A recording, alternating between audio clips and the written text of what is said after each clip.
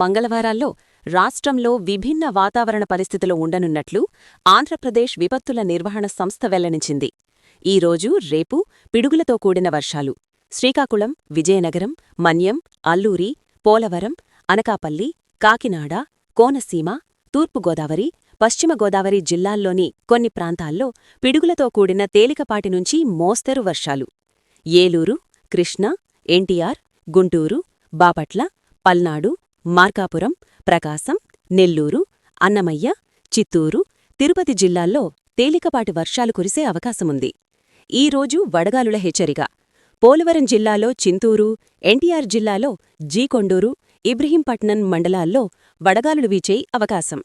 తీవ్ర ఎండలు నేడు రాష్ట్రవ్యాప్తంగా 66 మండలాల్లో 40 డిగ్రీల సెల్సియస్ పైగా ఉష్ణోగ్రతలు నమోదు. మన్యం జిల్లా వీరఘట్టం, నెల్లూరు జిల్లా నెల్లూరిపాలెంలో 42.4 డిగ్రీల సెల్సియస్ గరిష్ట ఉష్ణోగ్రత నమోదు కానున్నట్లు వాతావరణ శాఖ వెల్లడించింది.